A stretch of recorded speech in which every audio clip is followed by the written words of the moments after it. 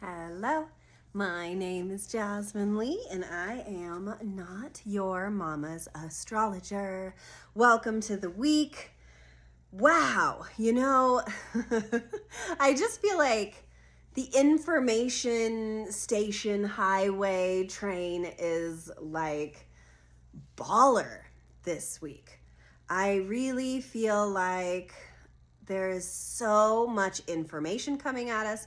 There is so much energy moving. There is so much opening that, for better or for worse, the universe is moving us this week. I think that a lot of the clarity that I promised was coming this weekend sometimes doesn't always come with the tastiest bites and flavors.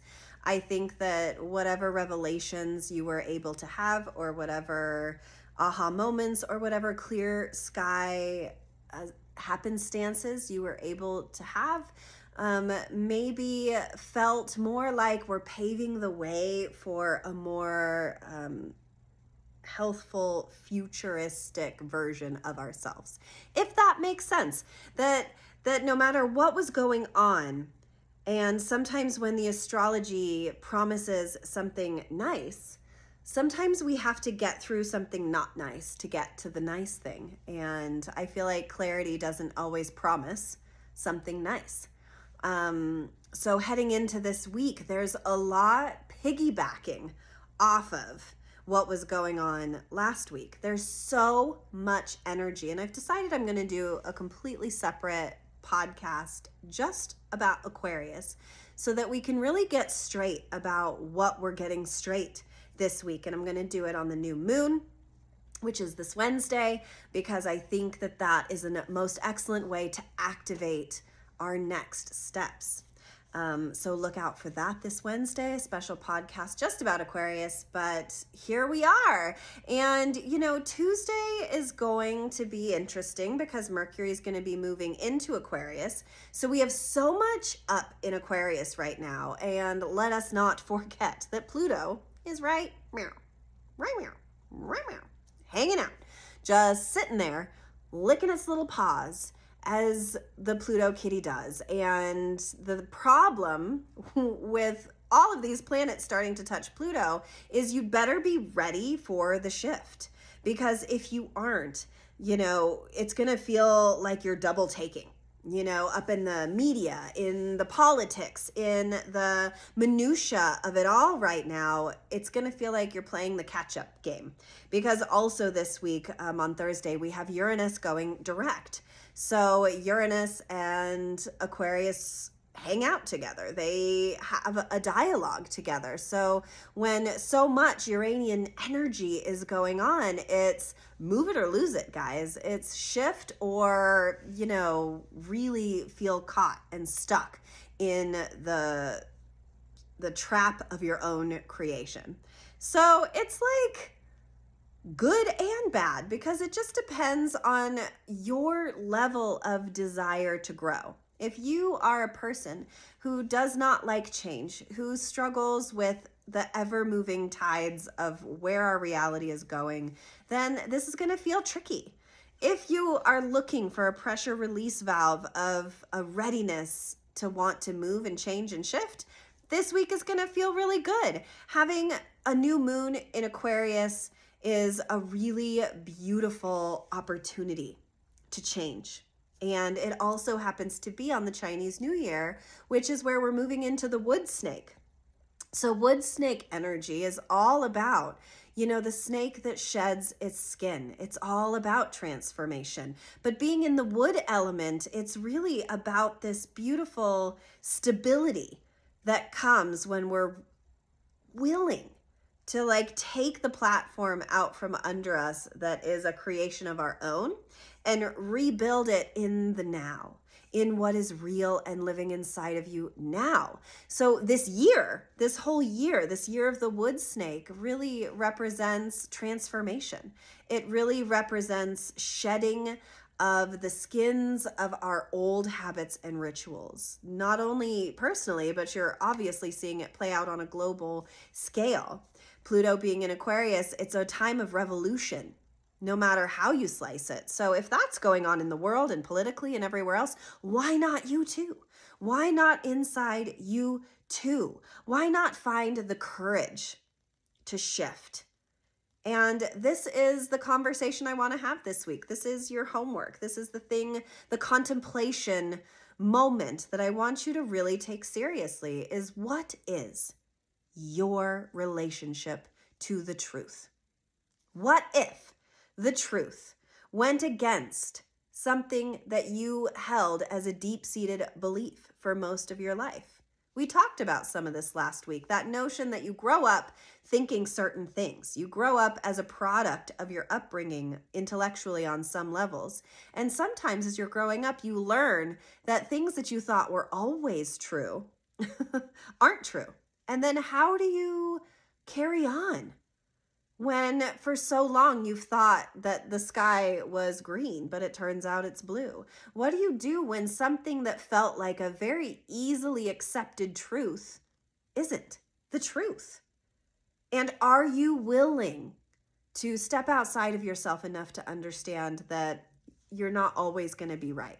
That the world is here to surprise you? And what if instead of holding on so tight to these old patterns, these old belief systems, these old constructs that don't work, you were willing to let it go?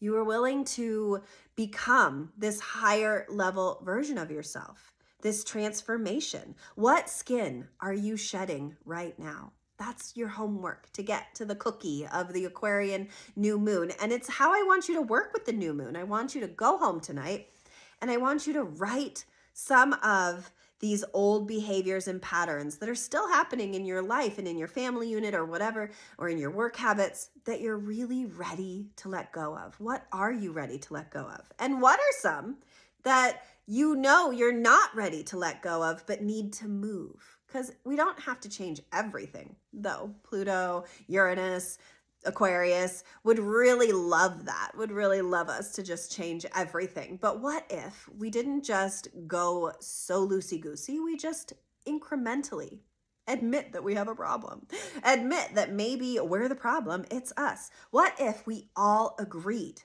that we were the problem in our life? It's not our upbringing. It's not what happened to us. It's not what is happening to us. It's not who's living with us. It's not our parents. Now, as functioning human beings on this planet, it's us. It's how we embodied everything that's ever happened to us, that mushed us and molded us and turned us into the steel metal versions of ourselves. How do we put ourselves back into the melting pot of self and come up with something different? Because once the snake sheds its skin, then what comes in, what floods in, is the basking in vitality, perception, intuition, the truth. That intuitive truth comes flooding in, but there has to be a contract that we can make with ourselves, the willingness to change, the willingness to go inward, the willingness to put down the fighting against whatever is going on out here. Because I know there's a lot going on out here. And whatever side you're on, it doesn't matter. It's a fight. And social media is affected. And I dare say, because social media is affected, our very souls are being affected because we buy into the narrative. And so what happens if we then step back and start refocusing on the things we do have control over, which is ourself and our habits and our life and our rituals and our belief systems, because they too are outdated. You can blame everything out here, but if there isn't a movement, a quaking, a thundering inside of ourselves, if there isn't the notion that we too are breaking free from something, then where's the accountability in how we are going to participate with whatever does end up happening out here? There needs to be a peace, a sense of self that carries us into the next, or else, it's going to feel hard, guys. It's going to feel hard. And I want to use this new moon that's coming up on Wednesday, that is transferring into this Chinese New Year of the Wood Snake, to shed some stuff. Even if you're not willing to go deep, deep in, go into your closet, go into your drawers, go into, like, clean out some shit physically. You know, if the emotional stuff feels too big, you start with what isn't serving me in my direct reality, in my household. You know, what are some things I can let go of physically that can maybe start moving that energy spiritually to let you move? Because times are changing and they're changing really fast. And if there is an unwillingness to move internally, then the external shifting is going to feel just that much more on the attack side of things. We also have this beautiful on Thursday sun trining Jupiter. And this is a really great conversation because here comes the new moon and it's going to hit Pluto. And here comes Mercury and it's gonna hit Pluto because Pluto is the gatekeeper now of Aquarius. So any planet that's coming into Aquarius has to meet Pluto. You know, and the history of Pluto is that he stole Persephone and brought her down into the underworld, and that nothing could grow when she was down there. And really, Pluto, that's what represents the 4 seasons, the cycle of life and death. And Jupiter is the one who took Persephone back. And so I love now that, like, this whole mythology is playing out this week because the sun in Aquarius is trining Jupiter. So the sun is saying, if we're willing to do the work and we're willing to shine the light on the things that need to move, then we will scoop up. We will scoop Persephone up and we will exalt her again. And we can bring on our own sunshine, our own spring, our own revolution. But it starts always inside in the underworld of ourselves. There is always an underbelly to cope and to deal with. And instead of coping and dealing with, I want us to ignite and set it on fire because here comes Venus and she is going to be in Aries.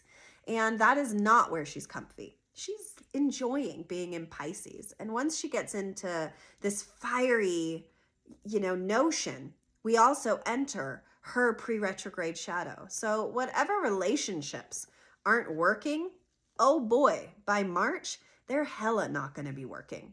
So what better time than to cinch up your relationship to yourself? Because whatever's going to start falling away, whatever is going to not work, is going to be so blatant, so obvious that if we haven't found a soul definition, that loss could feel ever more destructive, I guess I want to say. I feel like when Venus goes retrograde, all of our relationships, all of our partnerships, all of our relating, and where we experience beauty, love, sex, all of it is up for review. And so if you don't have any indication of where you're at on those fronts, well, now Venus going into the pre-retrograde shadow, we're going to start getting hints. And it hasn't been in this exact spot since 2017. So that is your marker. What was going on in 2017? And that's an indicator of maybe the same themes or feelings that you're going to be experiencing now. For me, a lot was going on in that time that was uprooting, that felt very vulnerable, that made me feel like I had to cope and do a lot on my own. I was having some postpartum depression. I was struggling with the isolation of being a mom. And it was very hard for me. And there was a move and my family was uprooted and everything felt very unstable. And so while I might not experience it the exact same way, I am seeing on the horizon, what does instability feel like to me? And how do I combat that inside myself? Where are my helpers? What is the tool that helps me shed whatever is keeping me afraid of the next chapter? Because I think in a political climate such as this, it is pessimism that keeps us buried. It is the notion that, well, this is broken and we can never fix it, instead of allowing it to break fully, which is something we haven't tried before. Allowing the system to break itself down so that we have the power to build ourselves back up. That is the notion of this beautiful wood snake energy that we have this year, that we have notions of this new moon on Wednesday. And then this weekend, vibes, you guys. We get major vibes. Venus is conjunct Neptune and the North Node, and we just want some good old-fashioned party time, escapism, dream building, dream board building, thoughts, conversations that make us feel like we could change, that make us feel like the world is conspiring in our favor. And that's what I really like. You know, Mercury being in Capricorn, we've worked really hard this last cycle. We have done a lot of the practicality and the setup of what now this Mercury in Aquarius is preparing us for, a shift, a major shift. And I want you to start really thinking about what is rumbling, because soon it's going to be screaming and you won't be able to like control it the same way that you can control it right now. That you can at least take your own harness, at least your own leash, and direct where all the chaos is going to go in your life, because something's got to blow. But what is it? And how can you take righteous accountability for it instead of the victimization that we're letting go of this year? Because we all get victimized at some point in our life. And it is essentially how we choose to become the other side of that. You know, the legend of Inanna, who had to go into the underworld and really see her sister, the one who could see herself, the suffering of self, the mirror of self that isn't always light, but sometimes dark. That's what all of this is about, Pluto and Uranus and everything, the willingness to go face to face with ourselves and our own mirrors and our own need to like draw out whatever is screaming inside that we haven't taken the time to address. It's going to come no matter what, guys. So whatever you want to do to work positively or negatively with that is up to you. We all get to be the choosers of our own adventures, and our adventures aren't always the most pleasant because they are a culmination of not just one choice, but thousands of choices we've made with our habits and our rituals and our self-talk and how we actually feel about ourselves. And now on a personal level, so scary. It's so scary because I don't want to face the self-hate that I have. I don't want to face the imposter syndrome I live with every day. I don't want to face the fear that I'm going to get left, that someone's going to leave me, that I'm going to be left behind. These are deep, deep, deep fears that rewriting and taking my empowerment and loving myself and believing in myself and trusting that whoever's going to go should get the fuck out. That's hard because that's doubling down on me. That's saying no matter what, I am mine and I get to choose my response to what happens in my reality, to what wants to go, to what wants to stay.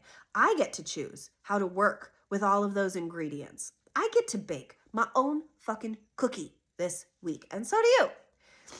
Whether that's a fun thing or a hard thing, meh, who knows? I can't tell you that. Whether you enjoy the work, whether you whistle while you work, or you goddamn cry into your bowl of cereal every morning before going out and doing the damn thing. Don't eat cereal. That won't set you up well for your day, FYI. You know, even though I do that all the time. But that's beside the point. Whatever we decide to do before we step out that door to face our lives sets us up one way or the other. And don't forget it. How you start your day and how you end your day matter. The minutia in the middle is the culmination of the deeper things that we have going on inside of us. So we become the masters of our own territory. We allow our insecurities to run amok inside of us this week so that we can shift it, change it, move it, believe in it, and believe in ourselves maybe a little bit in the process. That through the darkness comes, look at what card I pulled, peace. That if you truly want peace, which I don't know that a lot of us do, okay? Peace is a choice. Protecting that peace is also work. It's hard work to maintain peace in your life. But the more you let the monsters howl, the more you let your innards rage, the closer you come. And, you know, I just got over being ragefully sick. I still sound awful. I still feel sick. But I know that that fever that I had, that my kids had, that my life had, I had no control over it. That's like Pluto, Uranus energy coming at me. I couldn't control any of it. And it was moving so intensely, so fiery, so wrecking my body and my reserves, that what came on the other side of it, on the other side of total surrender, was peace, was moments of just allowing the sickness, allowing the darkness to just come and take me away for a while. And now as I slowly reemerge back into this life, into my job, into my parenting, into my friendships, my relationships, my soulships, I can see my soul contracts a little clearer. And I can see what I've been doing a little clearer. And I can touch the deep hurt inside of me that whispers that I'm never good enough, that I have to do more than everybody else to get the recognition that I am okay or that I am worthy. I see that.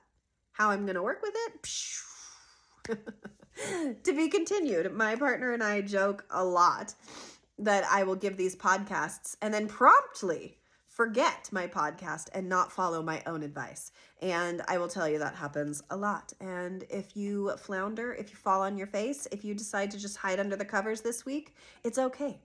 It really is, because the thing I love about astrology is that it moves us whether we're doing it or not. And my advice always is to have intentionality behind it so that the moving happens quicker and or builds us up into the best version of ourselves more righteously and accountably.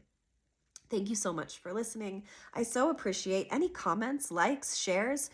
Tell me a story about how this week has felt for you. Tell me a story about your relationship to Aquarian energy. I so much love to engage with you all and to know how you are all doing. And I so much appreciate how you share, how you like, how you are the people that move me around your friend circles, around the world, hopefully someday. It is through all of us collectively, this Aquarian energy, the collective, that is what brings us all higher. What brings us all closer to our dreams is that we're all working on it together at the same time. So thank you so much. And I'm so happy to be here in space with you guys. See you next week. And also see you Wednesday for my Aquarium podcast.